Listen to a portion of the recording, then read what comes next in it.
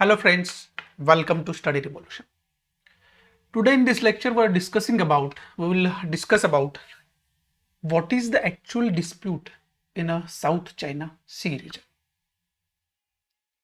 इस लेक्चर में हम साउथ चाइना जो सी का रीजन है उसका कॉन्फ्लिक्ट क्या है, डिस्प्यूट क्या है, ये टोटल डिस्कशन हम करेंगे और उसमें इंडिया का रोल क्या है, उसमें इंडिया के लिए क्या पॉजिटिव और क्या निगेटिव पॉइंट्स है, वो सब इस लेक्चर में हम डिस्कस करने वाले हैं.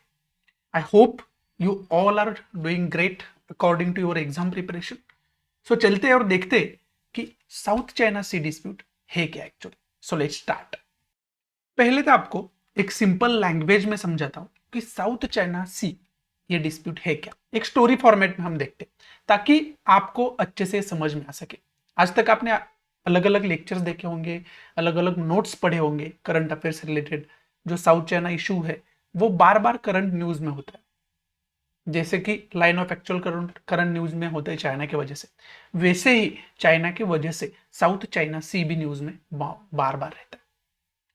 बट ये जो है ये इशू जितना मतलब कॉन्फ्लिक्टेड है उतना ही डिफिकल्ट ये समझना भी है. इसके लिए पहले एक सिंपल लैंग्वेज में एक स्टोरी बताता हूं कि ये साउथ चाइना सी डिस्प्यूट है क्या एक्चुअली. एक तो पहले तो एक साउथ चाइना सी एरिया है, जैसे कि यहाँ पे मैप में हमें दिखाई दिया है. इतना जो पोर्शन है उसे हम कह सकते हैं साउथ चाइना सी. जो भी मैं यहाँ पे हाईलाइटेड कर रहा हूं वो सब जो एरिया है वो साउथ चाइना सी करके पहचाना जाता है. अब इसका डिस्प्यूट क्या है. इसका डिस्प्यूट ये है कि साउथ चाइना सी इस एरिया का अलग अलग पर्सपेक्टिव से एक इंपॉर्टेंट है टोटल वर्ल्ड के लिए, और ज्यादा इंपॉर्टेंट है जो ईस्ट एशियन कंट्रीज है उनके लिए, उसमें इंडिया भी शामिल है. बट यहां पे प्रॉब्लम ये हो रही है कि इस टोटल एरिया पे चाइना खुद का अधिकार प्रस्तावित करने की कोशिश करता है. अब ये कोशिश करता है मतलब क्या क्या करेगा. यहां पे जो जो अलग अलग आइलैंड्स है, जो जो अलग अलग स्ट्रीट्स है, वहां पे ये चाइना जो है वो खुद की military deploy, naval force deploy करने का प्रयास करेगा. अलग अलग इलीगल एक्टिविटीज इस एरिया में करने की कोशिश करा जो कि अब तक करते आ रहा है, वो चाइना करेगा. और इसके वजह से क्या हो रहा है, बाकी जो कंट्रीज है वहां की उनका भी अधिकार साउथ चाइना सी पे है. उनके राइट्स का कहीं ना कहीं मतलब हनन हो रहा है वहां पे. सो ये डिस्प्यूट किस किस में हो गया. एक तो चाइना कंट्री है और उसके साथ साथ साउथ चाइना सी के आसपास की जो कंट्रीज है उनमें ये डिस्प्यूट शुरू हो गया. यहां तक तो बात ठीक थी, इतना बड़ा डिस्प्यूट भी नहीं था. उसके बाद आ जाता है टोटल वर्ल्ड का इशू. मतलब यहां पे फिर इंटरवेंशन कौन कौन करता है. अमेरिकन कंट्रीज यहां पे इंटरवेंशन करेंगी, ज्यादातर यूएस, यूरोपियन कंट्रीज यहां पे इंटरवेंशन करेगी. उसके साथ साथ इंडिया भी यहां पे इंटरवेंशन करने से पीछे नहीं हटता. अब आप बोलेंगे या कॉमनली हमें ये दिमाग में क्वेश्चन आता है कि झगड़ा तो इन दोनों के बीच में चल रहा है, मतलब जो भी साउथ चाइना सी के अराउंड सराउंडिंग कंट्रीज है और चाइना, इन सब में झगड़ा चल रहा है, तो ये बाकी क्यों इंटरेस्ट वहां पे दिखा रहे हैं, बाकी क्यों उस झगड़े में पड़ रहे हैं. तो सीधी सी बात है ये है कि ये जो साउथ चाइना सी है ये सिर्फ चाइना के लिए या सिर्फ साउथ चाइना सी के सराउंडिंग कंट्रीज है उनके लिए इंपॉर्टेंट है, ऐसी बात नहीं है. उनके लिए तो इंपॉर्टेंट है, उसके साथ साथ वर्ल्ड के लिए इंपॉर्टेंट है. वर्ल्ड के लिए इंपॉर्टेंट क्यों है.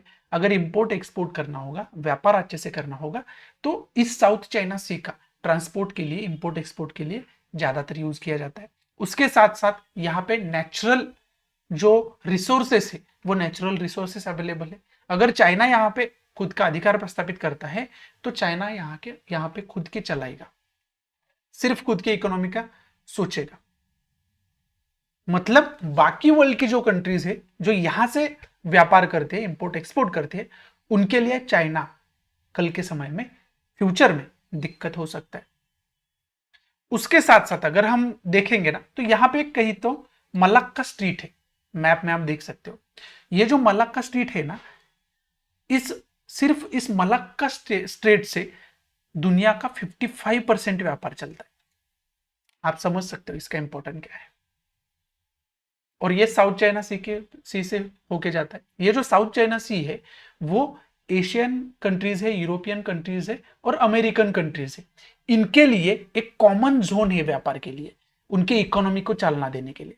उसके साथ साथ ये जो एशियन कंट्रीज है एक बड़ा मार्केट है इंडस्ट्रियल सेक्टर्स के लिए,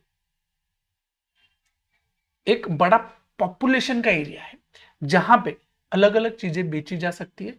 ज्यादातर कस्टमर यहाँ पे अवेलेबल होते हैं, चीप लेबर यहाँ पे अवेलेबल होते हैं, मैन्युफैक्चरिंग हब यहाँ पे हम बना सकते हैं। मतलब अलग अलग तरीके से वर्ल्ड के लिए एक अपॉर्चुनिटी का एरिया माना जाता है। बट अगर साउथ चाइना सी पे सिर्फ अकेले चाइना का अधिकार इलीगली प्रस्तावित होता है तो चाइना इस एरिया में टोटली खुद की चलाएगा और बाकी जो कंट्रीज है उनको अपने अंडर काम करने के लिए मजबूर करेगा। ये कॉमन सी स्टोरी है यहां पे। और इसमें अगर हम डीप में जाते तो अभी यहां पे वर्ल्ड में कहीं पे भी अगर चाइना मानो साउथ चाइना सी पे खुद का अधिकार प्रस्तावित करता है तो वो वैसे ही नहीं करेगा कि कल से साउथ चाइना सी पे हमारा अधिकार है, ऐसे नहीं करेगा। कुछ तो थ्योरी देगा उसके बैक में, उसके सपोर्ट में कुछ तो थ्योरी देगा, कुछ तो प्रूफ देगा कि ये हमारा ही एरिया था पहले से। तो यहां पे पिक्चर में आते हैं 11 डैश लाइन और 9 डैश लाइन। 11 डैश लाइन का क्या मतलब है, 9 डैश लाइन का क्या मतलब है, ये आपको पहले समझाता हूं। यहां पे जो डैश डैश में एक लाइन दी हुई है ना आपको, वो सब डैश मिलके 9 डैश है, आप गिन सकते हो यहां पे। सो इससे कहते हैं 9 डैश लाइन।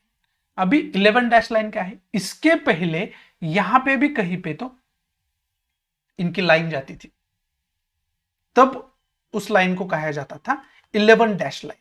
मतलब पहले 11 डैश से बनी हुई लाइन, बाद में ये जो एरिया है ना ये वियतनाम को दिया गया और इस एरिया को हम कहते हैं गल्फ ऑफ टोंकिन। ये जो गल्फ ऑफ टोंकिन का एरिया है वो वियतनाम को दिया गया और बाद में ये रह गई कितने डैश लाइन, 9 डैश लाइन।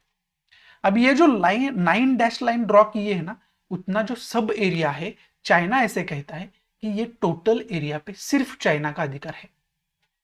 और इसको बेस, अभी ये जो 9 डैश लाइन है ये इमेजिनरी लाइन है, ड्रॉ की गई है और इसके पीछे कई सालों पहले की हिस्ट्री बताई जाती है चाइना की तरफ से। और चाइना की तरफ से बोला जाता है 9 डैश लाइन थ्योरी के अंडर कि ये जो टोटल एरिया है इस पे हिस्ट्री में हम राज्य करते थे, मतलब ये टोटल एरिया हमारे अंडर आता है।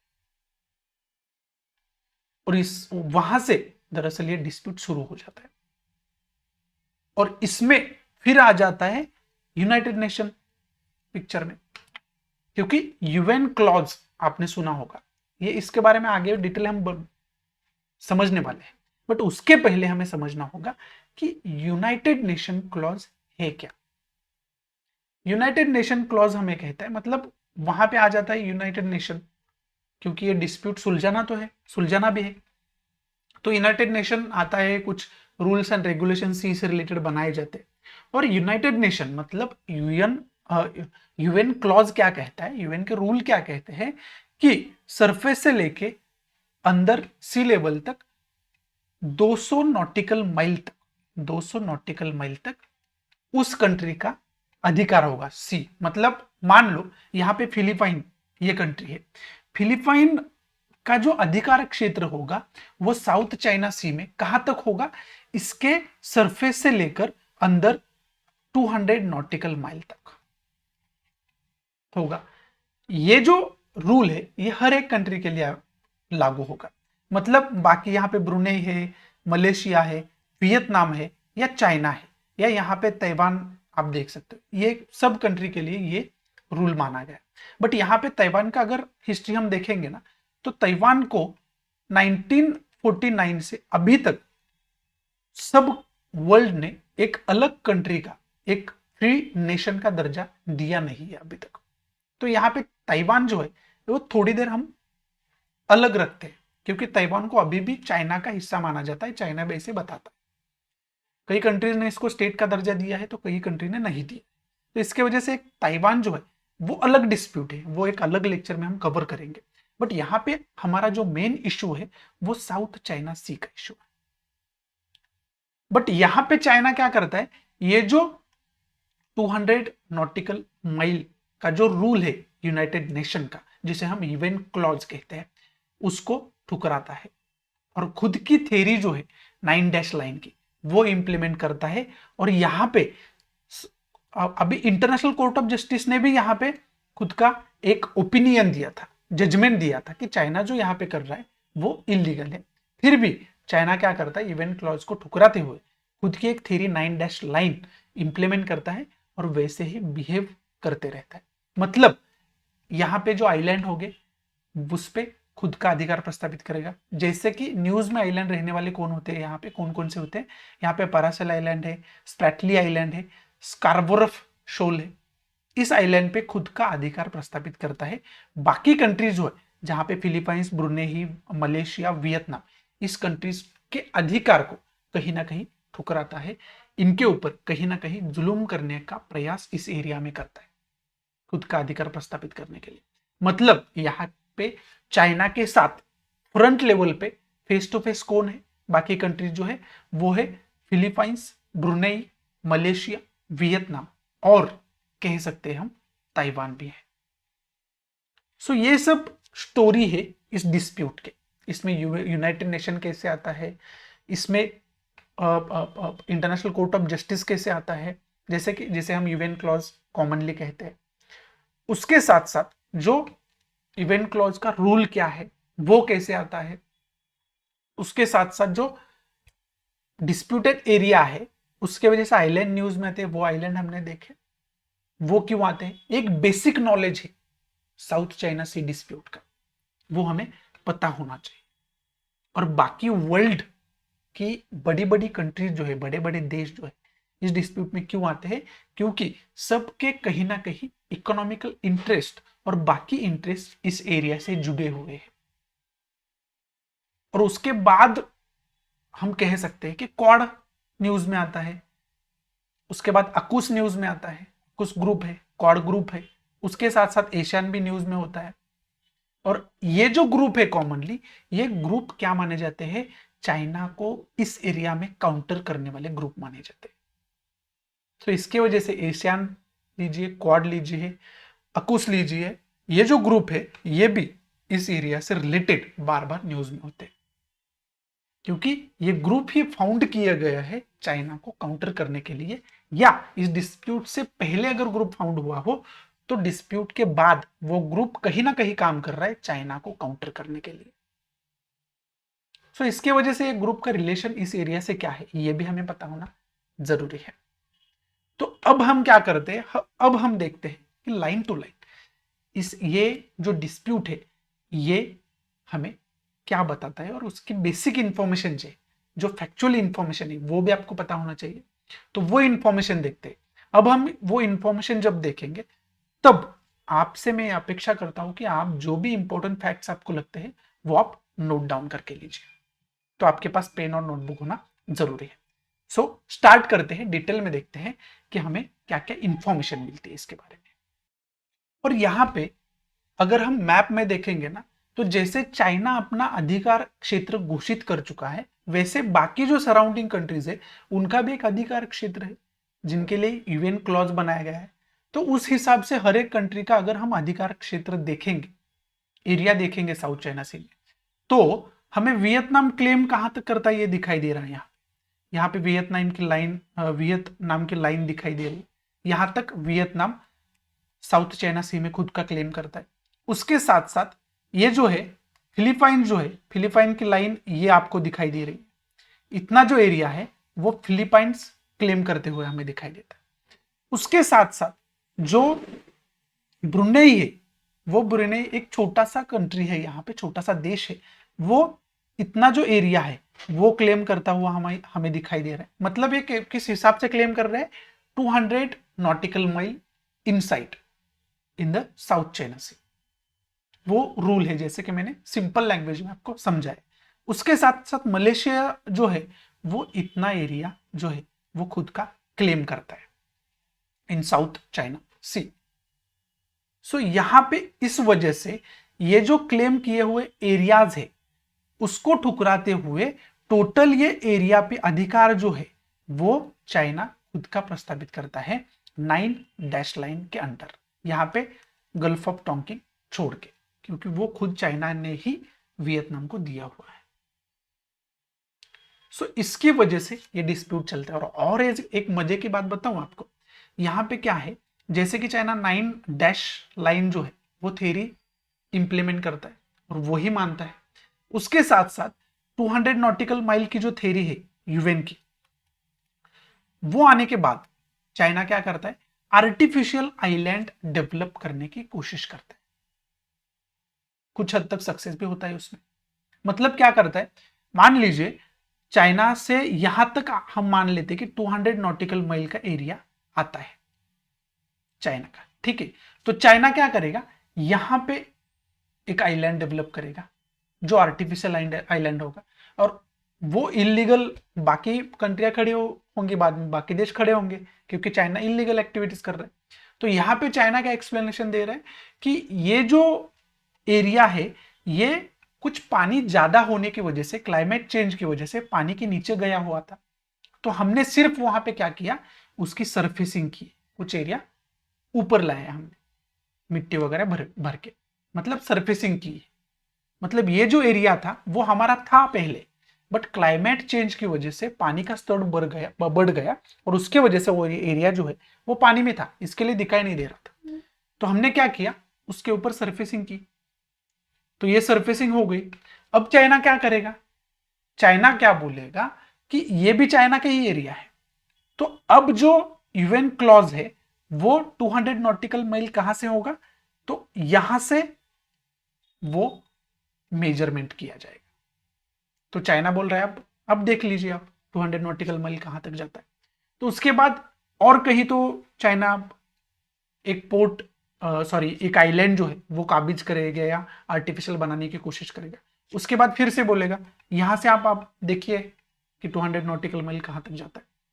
तो ये जो हरकतें हैं ना, ये चाइना बार बार करता है, और जो इसके लिए सपोर्टिंग लॉजिकल जो आइडियोलॉजी है, ये आइडियोलॉजी थेरीज जो है वो देने की कोशिश ये चाइना करता है। एक तो हिस्टोरिकल रीजन देता है 9 डैश लाइन 11 डैश लाइन, उसके साथ साथ जो यूएन क्लॉज है उससे अगर मिलना है हमको तो ये एक्टिविटी करनी होगी, इनको पता है, तो ये आर्टिफिशियल आइलैंड डेवलप करने की कोशिश करेंगे। एक मजे की बात है, तो ये चाइना यहां पे कर रहा है।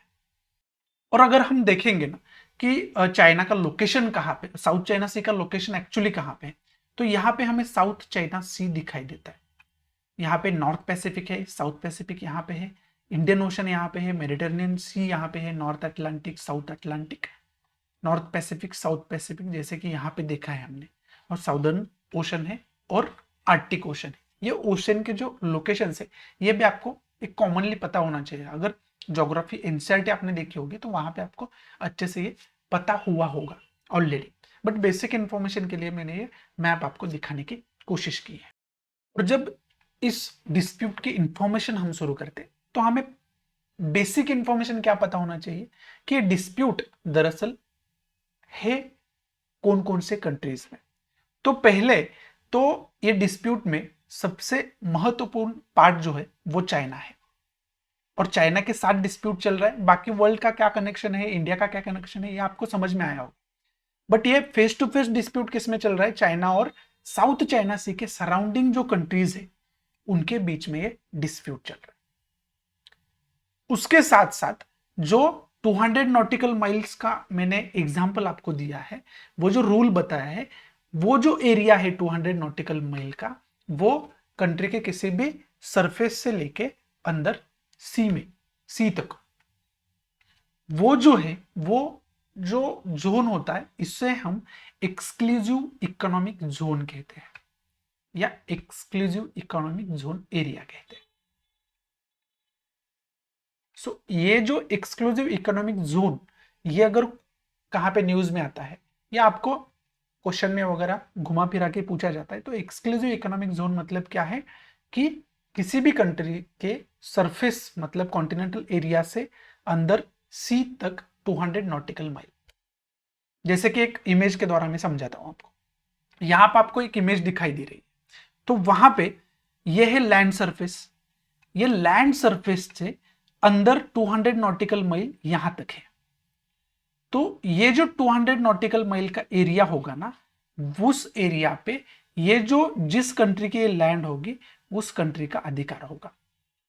और इसे हम क्या कहते हैं, एक्सक्लूसिव इकोनॉमिक जोन कहते हैं। मतलब इस एरिया में जो भी इकोनॉमिकल एक्टिविटीज है, जो भी ट्रेड चल रहा है, जो भी इंपोर्ट एक्सपोर्ट चल रहा है, जो भी नेचुरल रिसोर्सेस है, इसके ऊपर इस पर्टिकुलर कंट्री का अधिकार होगा। इसे हम कहते हैं एक्सक्लूसिव इकोनॉमिक जोन एरिया। सो ये आपको पता होना चाहिए। उसके साथ साथ यहां पे दो पार्टीज हमने देख ली। उसके साथ साथ यहां पे डिस्प्यूट क्यों चल रहा है? चाइना यहां पे खुद का अधिकार प्रस्तावित करने के लिए इलीगल एक्टिविटीज करता रहता है। उसमें एक थीटो आइलैंड दिया गया है। यहाँ पे थीटो आइलैंड का आपको अगर मैप दिखाऊं तो यहाँ पे आपको दिखाई दे रहा है थीटो आइलैंड। यहाँ पे भी चाइना ने खुद की नेवल फोर्स जो है वो इलीगली यहाँ पे भेजी गई थी चाइना की तरफ से, और खुद का एक वर्चस्व वहां पे प्रस्तापित किया हुआ था। बट ये अगर आइलैंड देखेंगे हम, तो बाकी भी यहाँ पे कंट्रीज हैं। तो बाकी जो कंट्रीज है ना, उनका जो अधिकार है वो अधिकार कहीं ना कहीं उनके अधिकार का विचार न करते हुए, ठुकराते हुए चाइना यहाँ पे क्या कर रहा है, खुद का अधिकार प्रस्तावित कर रहा है। इसकी वजह से थीटो आइलैंड की वजह से भी जो साउथ चाइना सी का एरिया है ये बार बार न्यूज में रहा है। उसके साथ साथ अगर पर्टिकुलरली वो कंट्रीज के नेम हम देखेंगे कि कौन कौन सी कंट्रीज है जिनके साथ डिस्प्यूट चल रहा है, तो वहां पे है चाइना, ये तो आपको पता है। उसके साथ साथ ब्रुनेई है, ताइवान है, फिलीपाइंस है, वियतनाम है, मलेशिया है और इंडोनेशिया है। ये जो कंट्रीज है इनके बीच में फेस टू फेस कॉन्फ्लिक्ट चल रहा है, ये हमें पता होना जरूरी है। और जो यूएन क्लॉज मतलब UN convention on laws of the sea जो आया था ना, इसे शॉर्ट में हम यूएन क्लॉज कहते हैं। वो 1982 में आया था। इसका उद्देश्य ये था कि सी से रिलेटेड जो भी रूल्स एंड रेगुलेशंस है वो रूल्स एंड रेगुलेशन प्रस्तावित करना, जैसे कि 200 नॉटिकल माइल जिसे एक्सक्लूसिव इकोनॉमिक जोन हम कहते हैं, वैसे जो रूल्स एंड रेगुलेशंस है सी से रिलेटेड वो प्रस्तावित करना, ये एम था यूएन क्लॉज का। क्योंकि वहां पे स्थिरता डेवलप हो सके, मतलब स्टेबिलिटी डेवलप हो सके, एक सिक्योरिटी डेवलप हो सके और अच्छे से व्यापार सब कंट्रीज वहां पे कर सके। इसके लिए तब तक साउथ चाइना सी में पैरासेल आइलैंड और स्प्रैटली आइलैंड जो है वो ज्यादातर न्यूज में थे, क्योंकि इस आइलैंड जो है वो हर एक कंट्री जो सराउंडिंग है साउथ चाइना सी के, वो अपना अधिकार वहां पे दिखाती है। तो अगर इसका डिटेल इंफॉर्मेशन हम देखेंगे तो यहां पे हम देखते हैं कि पैरासेल आइलैंड जो है वहां पे चाइना, ताइवान, वियतनाम खुद का एक अधिकार क्लेम करता है। उसके साथ साथ अगर स्प्रेटली आइलैंड के बारे में हम सोचे देखेंगे तो यहाँ पे China, Taiwan, Malaysia, Vietnam, Brunei, Philippines, ये सब कंट्रीज वहां पे खुद का अधिकार क्लेम करते हैं, खुद का राइट क्लेम करते हैं। इसके साथ साथ अगर कार्बोरफ शोल के बारे में सोचेंगे हम, तो वहां पे फिलीपाइंस है, चाइना है एंड ताइवान है। यहाँ पे भी आपको एक कॉमन चीज ध्यान में आई होगी, सब जगह यहाँ पे चाइना है। समझ रहे हो? मतलब टोटल एरिया पे ही चाइना खुद का अधिकार यहाँ पे बताता है और उसके लिए 9 डैश लाइन का हिस्टोरिकल रीजन देता है। सो यहाँ पे जैसे कि मैंने आपको बताया कि इंटरनेशनल ट्राइब्यूनल ने, मतलब इंटरनेशनल कोर्ट ऑफ जस्टिस ने 2016 में एक जजमेंट दिया था कि चाइना के खिलाफ, मतलब चाइना जो साउथ चाइना सी में इलीगल एक्टिविटीज कर रहा है वो उसके खिलाफ जजमेंट दिया था। बट वो जो जजमेंट है वो चाइना ने रिजेक्ट करते हुए खुद की थ्योरी वहां पे इंपोज करी हुई है आज तक। सो इसके वजह से यहाँ पे चाइना जो है वो किसी को भी वहां पे तवज्जो नहीं देता, इसे हम कह सकते हैं। उसके साथ साथ हम कह सकते हैं कि बाकी जो कंट्रीज है उनके लिए चाइना के साथ compete करना उतना इजी नहीं होगा। इसके लिए अलग अलग ग्रुप के माध्यम से चाइना को वहां पे काउंटर किया जाता है, वो भी मैंने आपको पहले बताया है। और यहाँ पे हर एक कंट्री यहाँ पे डिस्प्यूट कर रहे हैं हर एक कंट्री एक दूसरे से झगड़ रही है साउथ चाइना सी में खुद का अधिकार प्रस्तावित करने के लिए। यहाँ पे चाइना कंट्री जो है उसका अलग नजरिया है, उसका मानना है कि सब एरिया जो है वो मेरा है। बट बाकी फिलीपाइंस, इंडोनेशिया, ब्रुनेई या वियतनाम, ये जो कंट्रीज है, फिलीपाइंस है, ये कंट्रीज कहती है कि यूएन क्लॉज के अनुसार 200 नॉटिकल माइल का जो रूल दिया गया है उस हिसाब से जितना एरिया हमारा है उसके लिए तो हम लड़ेंगे ही लड़ेंगे। बट ये जो किया जा रहा है वो किसके लिए किया जा रहा है? जैसे कि मैंने आपको इसके पहले ही बताया कि साउथ चाइना सी एक नेचुरल रिसोर्स का भंडार है। उसके साथ साथ यहाँ पे ट्रेड रूट जो है वो ट्रेड रूट ज्यादातर विकसित है, डेवलप्ड है। यहाँ पे मलाक्का स्ट्रेट का जो एग्जाम्पल है वो भी दिया गया है। वो मैंने पहले आपको बताया कि 55% ट्रेड जो है वर्ल्ड का वो मलाक्का स्ट्रेट से चलता है, मलाक्का के खाड़ी से चलता है। ये भी हमें पता होना चाहिए। जैसे कि नेचुरल रिसोर्सेस मतलब फिशरी, वहां पे 10% फिशरी वहां से चलती है।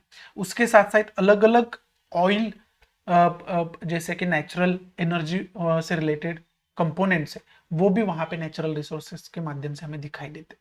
तो इसके वजह से भी ये जो बाकी के जो कंट्रीज है वो वहां पे लड़ाई कर रहे हैं, झगड़ा कर रहे हैं, क्योंकि उनको पता है कि उसका इंपॉर्टेंस इकोनॉमी के लिए कितना फ्यूचर में बेनिफिशियल रहने वाला है हर एक कंट्री के लिए। और ये ऑफकोर्स चाइना को भी पता है, इसके लिए तो चाइना ये सब कर रहा है। तो ये हमें दरअसल पता होना चाहिए।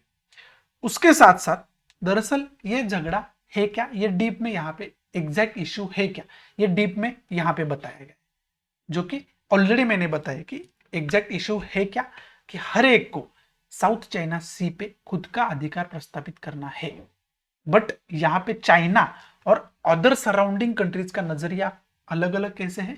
बाकी कंट्रीज कहती है कि इवेंट क्लॉज ने जो रूल बनाया है, इवेंट क्लॉज जो बनाया गया है 200 नॉटिकल माइल का, वो जो अधिकार हमारा है वो अबाधित रहना चाहिए, वहां पे चाइना ने हस्तक्षेप करना नहीं चाहिए। इसके लिए बाकी कंट्रीज काउंटर कर रही है। बट चाइना यहां पे क्या करना चाह रहा है, टोटल साउथ चाइना सी जो है वो अपने अंडर लेने में लगा हुआ है चाइना।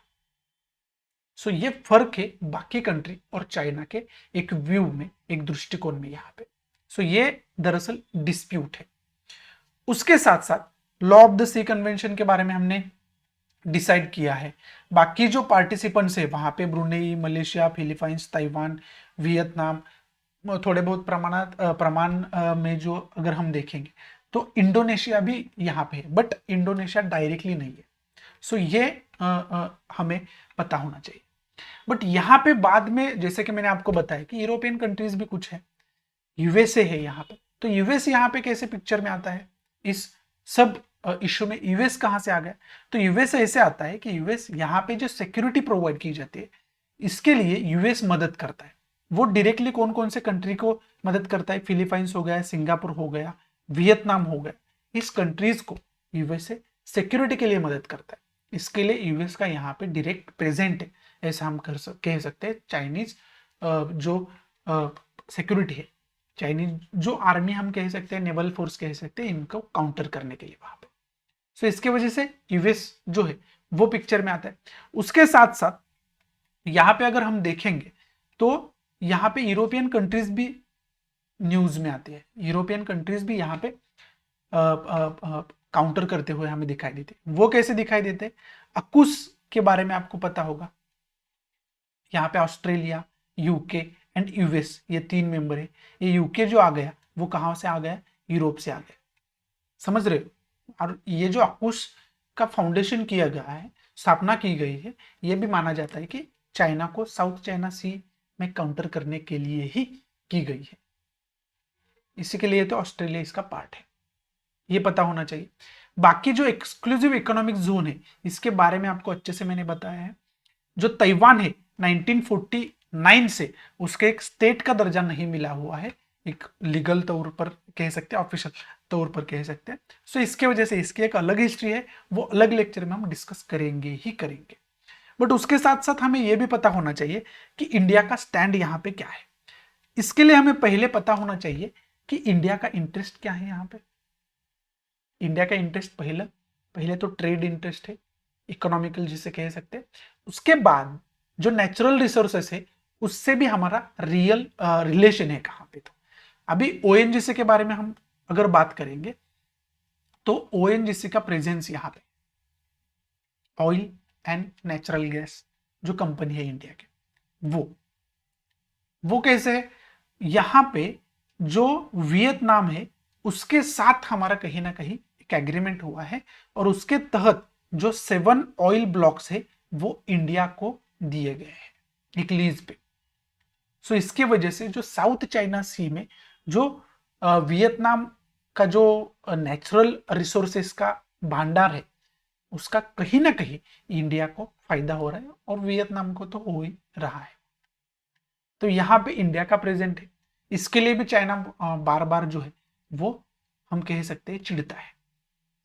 तो यहाँ पे हम क्या करेंगे, वियतनाम को और सपोर्ट करेंगे, क्योंकि अगर यहाँ पे चाइना का प्रेजेंस बढ़ गया साउथ चाइना सी में, अगर चाइना का हम कह सकते हैं कि वर्चस्व प्रस्थापित हो जाता है तो हम वहां पे जितना आज व्यापार कर सकते हैं हो सकता है शायद उतना नहीं कर पाए।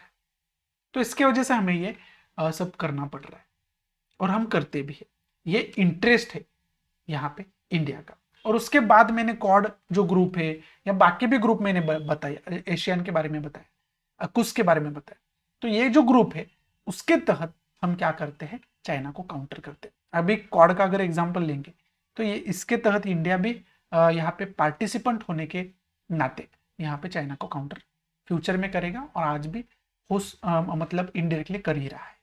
तो ये हमें पता होना चाहिए, बट इसका मतलब ये नहीं है कि डायरेक्टली इंडिया चाइना से भिड़ जाता है, डायरेक्टली इंडिया चाइना को अपोज करता है। इंडिया का यहाँ पे कमर्शियल इंटरेस्ट है, मतलब व्यापार के लिए जितना जरूरी है उतना इंडिया करेगा, इसके लिए चाइना को डायरेक्टली क्रिटिसाइज नहीं करेगा इंडिया। इंडिया सिर्फ ये बोलेगा कि यहाँ पे स्थिरता, यहाँ पे सुरक्षा, यहाँ पे एक शांतता डेवलप होनी चाहिए, ये बोलेगा इंडिया, ना कि ये बोलेगा कि चाइना जो कर रहा है वो इलीगल है, चाइना को इसकी सजा मिलनी चाहिए। मतलब चाइना के लिए निगेटिव इस एरिया के लिए इंडिया कभी भी नहीं बोलेगा, क्योंकि यहाँ पे चाइना को क्रिटिसाइज करना ये रोल इंडिया का नहीं है। इंडिया का रोल क्या है कि हमारे जो इकोनॉमिकल इंटरेस्ट है वो बरकरार रहे, इसके लिए हमें वहां पे स्थिरता चाहिए, सिक्योरिटी चाहिए, वहां पे पीस चाहिए। तो इसके लिए हम बोलेंगे, ना कि किसी कंट्री को क्रिटिसाइज करेंगे। ये स्टैंड है चाइना का, ये हमें पता होना चाहिए। और अगर ये जो टोटल डिस्प्यूट आपको समझ में आया होगा, हमें सबको समझ में आया होगा, तो इसका कंक्लूजन ये की है, इसके ऊपर सॉल्यूशन ये की है कि इस एरिया पे किसी एक कंट्री का इलीगल अधिकार प्रस्थापित होना नहीं चाहिए। सॉरी, इस एरिया पे मतलब साउथ चाइना सी एरिया पे, मतलब वहां पे हमें एक पीस डेवलप करना जरूरी है, स्टेबिलिटी लाना जरूरी है, डेवलपमेंट अलग अलग तरीके से वहां पे कैसे हम कर सकते हैं उसके ऊपर सबने एक होना चाहिए और काम करना चाहिए। उसके साथ साथ जो बिगर कंट्रीज है उनको भी इस एरिया में जो है वो सपोर्ट के लिए आगे बढ़ना चाहिए, अलग अलग ग्रुप फाउंड करने चाहिए, जैसे कि एशियन ग्रुप है, ये टोटली इसे कहा ही जाता है कि association of south east Asian Nations. उसके मेंबर भी अगर हम देखेंगे ना तो उसी साउथ चाइना सी के जो आसपास की कंट्रीज है, सराउंडिंग कंट्रीज है, वही इस एशियन ग्रुप के मेंबर है। इसके ऊपर हमने अलग से लेक्चर भी बनाया है, 10 कंट्रीज इसके मेंबर है। सो वो अगर आपने देखा नहीं होगा तो वो भी देख लीजिए, ताकि एशियन के बारे में आपको पता चले और कैसे काउंटर कर सकता है चाइना के लिए, ये भी आपको समझ में आए। बट थोड़ी बहुत बेसिक इंफॉर्मेशन मैंने दी है आपको। उसके साथ साथ जो सुपर पावर कंट्रीज है, डेवलप्ड नेशंस है, उनको भी यहाँ पे आगे आना चाहिए। और चाइना जो इलीगल एक्टिविटीज कर रहा है, या चाइना हो या कोई भी कंट्री हो जो खुद का अधिकार प्रस्थापित करने के लिए फोर्स का यूज करता है या बाकी किसी इलीगल कंपोनेंट्स का यूज करता है, तो उनको रोकने के लिए बाकी जो कंट्रीज है जिनके ऊपर अन्याय हो रहा है यहाँ पे, उनका साथ देना चाहिए। तभी सब वर्ल्ड के कंट्रीज जो है उनके इंटरेस्ट जो है वो बरकरार रह सकते हैं, उनका व्यापार जो है वो अच्छा हो सकता है, उनकी इकोनॉमी जो है वो भी सुरक्षित हो सकती है। यही इसका कंक्लूजन हो सकता है मेरे हिसाब से। अगर आपको अलग से कोई कंक्लूजन लगता है तो कमेंट बॉक्स में जरूर बताइए, उसके ऊपर अलग से हम डिस्कशन करेंगे। उसके साथ साथ जो भी बेसिक कॉन्सेप्ट्स है, जो इंपॉर्टेंस मुझे लगे, जैसे कि थीटो आइलैंड का इशू था, इसके बारे में थोड़ी सी और इन्फॉर्मेशन निकाल के रखो। United Nation Convention for laws of the sea, जिसे इवेंट क्लॉज कहते हैं हम, 1982 का, इसके बारे में थोड़ी सी और इन्फॉर्मेशन निकालने की कोशिश करो, जैसे कि यहाँ पे भी मैंने दे के रखी है आपको। उसके साथ साथ एक्सक्लूसिव इकोनॉमिक जोन जो है, इसके बारे में भी बेसिक इन्फॉर्मेशन मैंने आपको दी है, उससे ज़्यादा और बहुत इन्फॉर्मेशन लेने की आपको ज़रूरत नहीं है, या ज़्यादा टाइम इसके ऊपर देने की ज़रूरत नहीं है आपको। सो ये सब इन्फॉर्मेशन थी साउथ चाइना सी के बारे में। अगर हम जाते जाते रिवीजन के तौर पे अगर साउथ चाइना सी के बारे में इंफॉर्मेशन देखें, तो टोटल साउथ चाइना सी का जो इशू है, वो टोटल इशू क्या है? तो साउथ चाइना सी का इशू है, ये है कि एक साउथ चाइना सी का रीजन है, वो जो रीजन है उसके सराउंडिंग अलग अलग कंट्रीज है, बट वहां पे एक कंट्री थोड़ी सी अदर कंट्री के हिसाब से पावरफुल है, तो वो क्या करती है, खुद का वहां पे अधिकार टोटल एरिया पे प्रस्तावित करने की कोशिश करती है, और बाकी जो छोटी छोटी कंट्रीज है वो थोड़ी सी पुअर है, डेवलपिंग कंट्रीज है, उनको दबाने की कोशिश करती है, उनके ऊपर अन्याय करने की कोशिश करती है। वो कौन है आपको पता होगा, चाइना है ऑफकोर्स, वो करती है।